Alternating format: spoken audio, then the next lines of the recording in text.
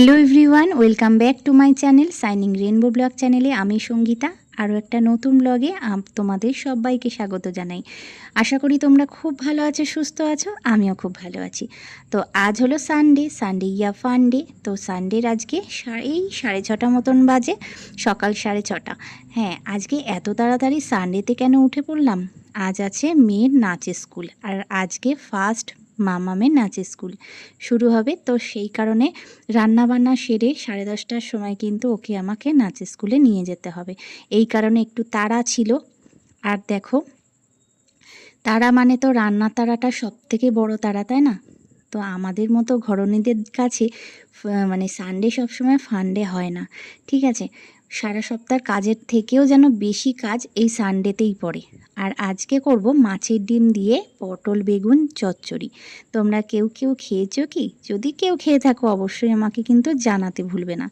এদিকে ভাত আর ডালটা কিন্তু আমার হয়ে গেছে। আর এই যে মাছের ডিমটা দেখো ভেজে নিচ্ছি, ভালো করে ভেজে নিচ্ছি, সিম করে, আঁচটাকে সিম করে ভেজে নিতে হবে যাতে কাঁচা কাঁচা না থাকে। আর এটাকে একদম ছোট ছোট টুকরো করে পটল বেগুন দিয়ে পেঁয়াজ দিয়ে চচ্চড়ি করব। অপূর্ব টেস্ট লাগে। এটা তোমরা গরম ভাতে খেয়ে দেখতে পারো, ভীষণ ভীষণ ভালো লাগে। আমি আমার এক ননদের থেকে এটা শিখেছি, এই খাওয়াটা।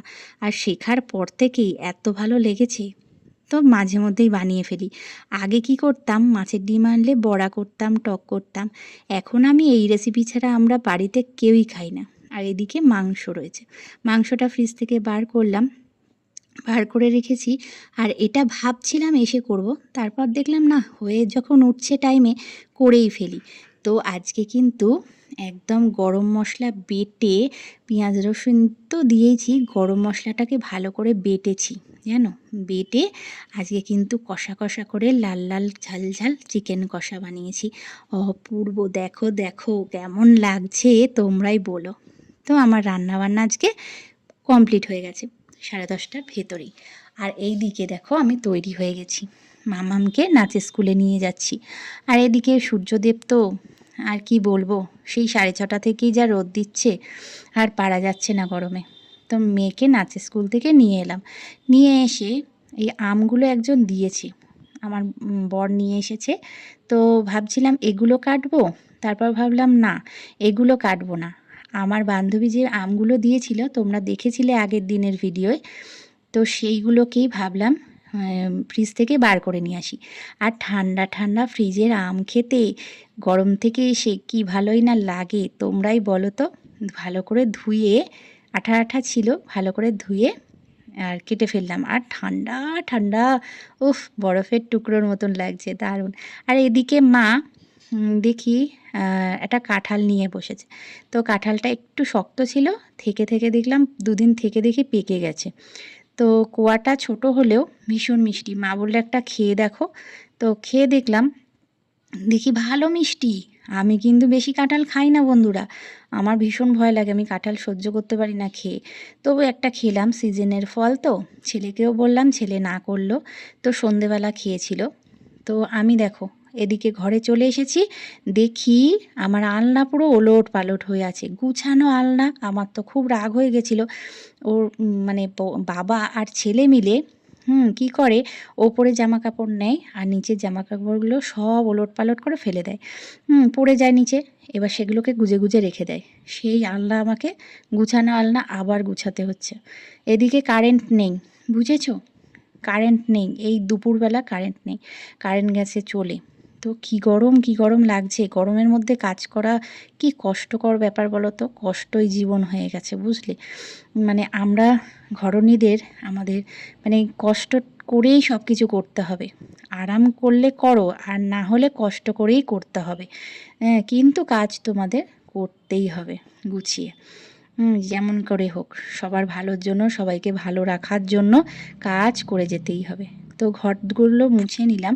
আর আমি যখনই মুছি না, তখনই ফিনাইলের সাথে একটু সার্ফের গুঁড়ো দিই, তাহলে মেঝেটা খুব পরিষ্কার হয় দেখতে। এমনি জলের থেকেও, প্লেন জলের থেকেও এই সার্ফের গুঁড়ো দিয়ে মুছতে আমার খুব ভালো লাগে। তো যখন মুছছি ভাবলাম বোধহয় পাখাটা থাকলে একটু চললে পরে আমারও একটু শান্তি হতো, আর মেজে তো শুকিয়েই যেত। সেই গরমের সময় মেজে এমনি শুকিয়ে যাবে, কিন্তু আমার তো একটু হাওয়া তো লাগতো, কিন্তু না, সে কি আর হবার। ওই যে বলে না, কপালে কষ্ট থাকলে কষ্ট করেই কাজ করতে হবে। তো করলাম, আর কি করা যাবে। তবু তো একটু পরিষ্কার পরিচ্ছন্নর মধ্যে থাকতে ভালোবাসি, সেই জন্য কষ্ট করে হলেও কাজগুলো করেই নিই। তো ঘরগুলো মুছে ফেললাম। বেলা হয়েছে, অনেকটা বেলা হয়ে গেছে, 1:30টা মতো বাজে। কিন্তু কি করব, মানে তারপরেই স্নান করব। যতই সকালে একবার করি, 3বার স্নান তো হয়েই যায়। তো দেখো, জানলাগুলো মুছে নিলাম, মুছে টুছে নিয়ে এইবার যাব স্নানের দিকে। তো চলো বন্ধুরা, ভিডিওটা শেষ পর্যন্ত দেখার জন্য খুব ভালো লাগলো। তো এইভাবেই চলতে থাকে আমার দিন। সানডে আর বলে কিছু না, প্রত্যেক দিনই কাজ, ছেলের বেরোনো, মেয়ের বেরোনো।